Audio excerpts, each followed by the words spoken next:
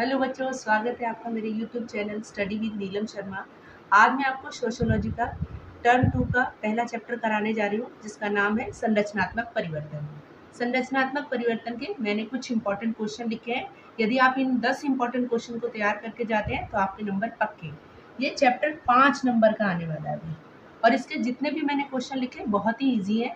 आप अपने शब्दों में भी इसका जवाब दे सकते हैं। जैसे पहला क्वेश्चन है, सामाजिक परिवर्तन किसे कहते हैं? सामाजिक परिवर्तन किसे कहते हैं? सामाजिक परिवर्तन वो परिवर्तन होते हैं जो समाज में हम नेचुरली तरीके से देखते रहते हैं। सामाजिक परिवर्तन व्यक्ति के संबंध में, व्यवहार में या संस्थाओं में, प्रथाओं में, रीति रिवाजों में जो परिवर्तन दिखाई देते हैं उन्हें सामाजिक परिवर्तन कहा जाता है। सामाजिक परिवर्तन अनेक तरह के कार्यों में भी दिखाई दे सकते हैं।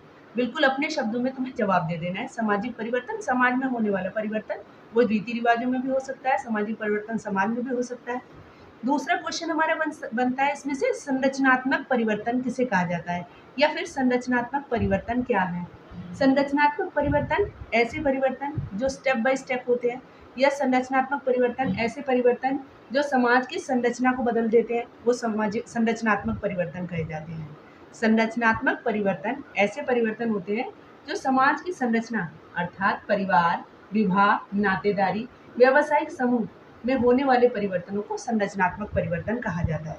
बिल्कुल सिंपल शब्द और कोई टेंशन नहीं लेनी है, बिल्कुल अपने शब्दों में इसका जवाब दे देना है। तीसरा क्वेश्चन बनता है, उपनिवेशवाद से क्या अभिप्राय है? उपनिवेशवाद बच्चों मैं आपको बता देती हूँ, उपनिवेशवाद और साम्राज्यवाद शब्द का बच्चे एक ही अर्थ निकाल लेते हैं, लेकिन दोनों का अर्थ अलग अलग होता है। उपनिवेशवाद का मतलब होता है जब कोई शक्तिशाली देश किसी कमजोर देश के संसाधनों पर अपना प्रभुत्व जमाता है तो वो उपनिवेशवाद, और साम्राज्यवाद जब कोई शक्तिशाली देश किसी कमजोर देश पर हमला कर फिर उसको हराकर और फिर उसे अपने देश में मिला लेता है तो वो साम्राज्यवाद। तो हमसे क्वेश्चन पूछा गया है, उपनिवेशवाद से क्या अभिप्राय है? उपनिवेशवाद एक ऐसी प्रक्रिया है जो कि जिसमें कि शक्तिशाली देश के द्वारा किसी कमजोर देश के संसाधनों पर अपना प्रभुत्व जमा देना, ये उपनिवेशवाद। उदाहरण के लिए मान लो आपसे उदाहरण पूछ लेते हैं, तो उदाहरण के लिए भारत में ब्रिटिशर्स का आना, अंग्रेजों का आना, और अंग्रेजों ने भारत के उद्योगों पर, भारत की कृषि पर, सब पर अपना कब्जा जमा लिया था, वो प्रक्रिया उपनिवेशवाद कहलाती है। अब वो पूछ लेंगे आपसे, उपनिवेशवाद के उद्देश्य बताओ, क्यों करते हैं ऐसा, उपनिवेशवाद क्यों बढ़ाते हैं? उपनिवेश अंग्रेज क्यों आए हमारे देश में? लाभ कमाने के उद्देश्य से, अपने व्यापार को बढ़ावा देने के उद्देश्य से, मात्र देश की शक्ति बढ़ाने के उद्देश्य से, यह मान्यता रखना कि ये एक अच्छा काम है, हम दूसरे देशों में जाकर अपने उपनिवेश स्थापित कर रहे हैं, देखो विदेशी लोग उनके देश में जा रहे हैं और उनके सत्ता को बिल्कुल खत्म करते चले जा रहे हैं। अपनी वाहवाही लूटने के लिए उपनिवेशवाद स्थापित किया जाता था। उपनिवेश स्थानीय लोगों का धर्म बदल देना और उन्हें उपनिवेश वाले धर्म को अपनाना, ये सारे के सारे इसके उद्देश्य हुआ करते थे। उपवाद का समाज पर क्या प्रभाव पड़ा, ये क्वेश्चन है, और हो सकता है ये लॉन्ग क्वेश्चन में आ जाए। ये एक वेरी इंपॉर्टेंट क्वेश्चन तुम्हारा तैयार होता है। उपनिवेशवाद का समाज पर प्रभाव, यदि वो पूछता है प्रभाव, तो प्रभाव में उसने बोला नहीं है सकारात्मक या नकारात्मक, आपको दोनों देने हैं, चाहे एक एक दो दो दे दो, लेकिन आपको दोनों देने पड़ेंगे। यदि वो पूछता है प्रभाव सकारात्मक बताओ या फिर नकारात्मक, तो आपको अलग अलग कर देने हैं, लेकिन उसने सिर्फ प्रभाव दिया है तो दोनों आपको बताने पड़ेंगे। सकारात्मक प्रभाव ये पड़ा कि जब अंग्रेज भारत में आए, एग्जाम्पल से मैं आपको समझा रही हूँ, जब अंग्रेज भारत में आए थे तो भारत में से बहुत सारी जो कुप्रथाएं थी वो हटा दी गई थी। भारत में से कौन कौन सी कुप्रथाएं हटाई गई थी? सती प्रथा हटा दी थी, बाल विवाह हटा दिया था, स्त्री शिक्षा को चालू कर दिया गया था, बहुत सारी कुप्रथाएं थी वो हटा दी गई थी, नई नई शिक्षा पद्धतियों को चालू किया गया था।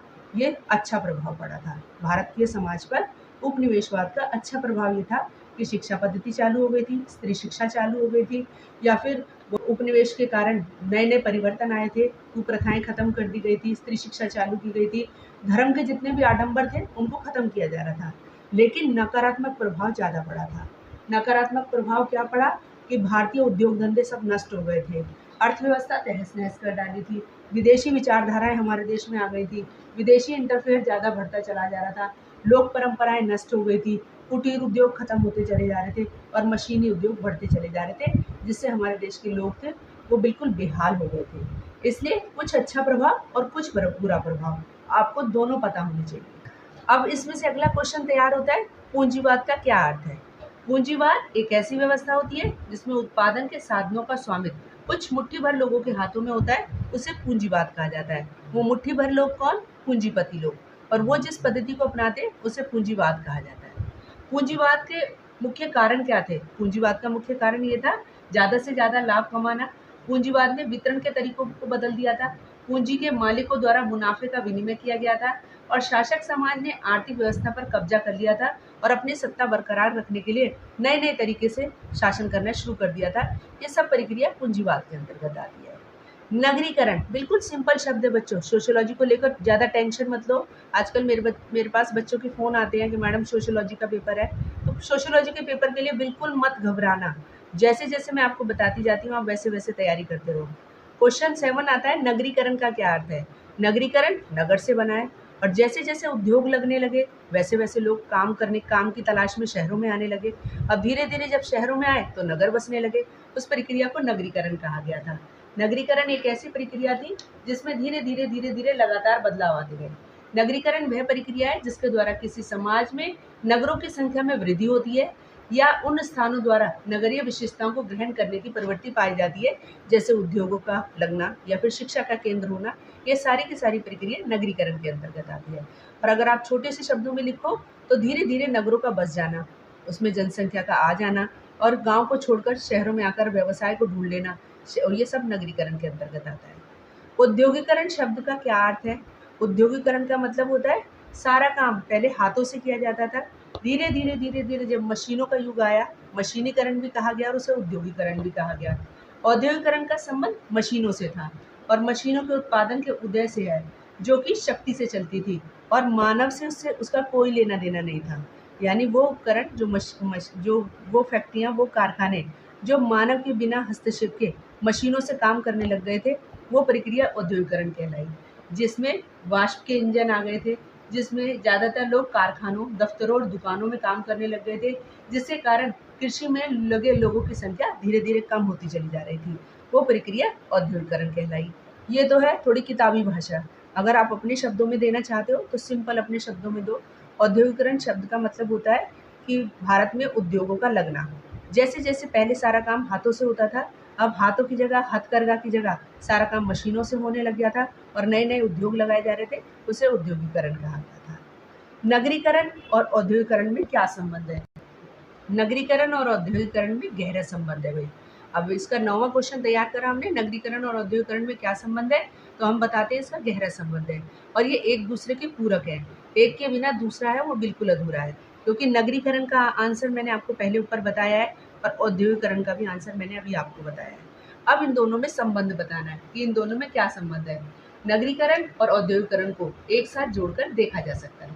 दोनों साथ साथ होने वाली प्रक्रियाएं हैं तथा ये एक दूसरे की पूरक भी मानी जाती हैं, पहला पॉइंट। दूसरा, औद्योगिक समाज में ज्यादा से ज्यादा रोजगार वृत्ति में लगे लोग कारखानों, ऑफिसों या दुकानों में काम करते हैं। भारी मशीनीकृत उद्योगों का विकास हुआ है। इन्हें बनाने वाले उद्योग पब्लिक सेक्टर के विस्तार और कोऑपरेटिव सेक्टर को महत्वपूर्ण माना जा रहा है। जैसे जैसे जैसे उद्योग लगने लगे, लोग गांवों से निकलकर शहरों में आने लगे, लोगों को शहरों में काम मिला और उनके कृषि से उनका पीछा छूट गया। इसलिए नगरीकरण और औद्योगिकरण एक दूसरे के मित्र बनते चले गए और एक के बिना दूसरा है वो बिल्कुल अधूरा हो गया है। भारत कृषि संबंधित व्यवसाय में धीरे धीरे कमी आने लगी, क्योंकि लोग फैक्ट्री और कारखानों में काम करते हैं, अब उनका कृषि से कोई लेना देना नहीं है। भारत के पुराने उद्योगों का पतन होने लग गया है। बोकारो, भिलाई, राउरकेला, दुर्गापुर जैसे नए शहरों का उद्भव हुआ है और इसलिए नगरीकरण भी अस्तित्व में आया है और औद्योगिकरण भी एक साथ ही अस्तित्व में आया है। एक आपके चैप्टर में एक और छोटी सी एक स्टोरी दे रखी है, उपनिवेशवाद के दौरान चाय की बागवानी। उपनिवेशवाद के दौरान चाय की बागवानी में या चाय के बागानों में काम करने के लिए मजदूरों की क्या दशा थी? उपनिवेशवाद के दौरान चाय की बागवानी करने के लिए मजदूरों का शोषण होता था। गलत तरीके से मजदूरों की भर्ती की जाती थी। आज के झारखंड प्रदेश से उन दिनों बहुत से लोग चाय के बागानों में मजदूरी करने के लिए गए थे। जंगल संबंधी नए कानून बनाए गए थे। इसके अंतर्गत ग्रामीण चरवाहों और गड़रियों को जंगल में जाना प्रतिबंधित कर दिया गया था। पेड़ों की कटाई करी जा रही थी और चाय बागान के मालिकों, जो अधिकतर अंग्रेज हुआ करते थे, को काफ़ी लाभ मिला, जिनकी ज़िंदगी काफ़ी समृद्ध हो गई और सभी संसाधन उनके पास भरपूर मात्रा में थे। लेकिन वहीं चाय के बागानों में काम करने वाले मज़दूरों की जो दशा थी, वो बड़ी ही शोचनीय हो गई थी और बड़ी दयनीय हो गई थी। उनके बारे में कोई नहीं ध्यान रखता था, इसलिए चाय की बागवानी के बारे में या उपनिवेशवाद के बारे में इससे संबंधित एक क्वेश्चन ज़रूर आ सकता है। तो आज के लिए इतना ही। ये चैप्टर 5 नंबर का आएगा। इसकी सारी छोटी से छोटी चीज़ें आपको मैंने क्लियर कर दी है। आप अगर इतना भी तैयार कर लेते हैं तो आपके 100% नंबर पक्के हैं। आप मेरी वीडियो को लाइक करें और मेरे चैनल को सब्सक्राइब करें।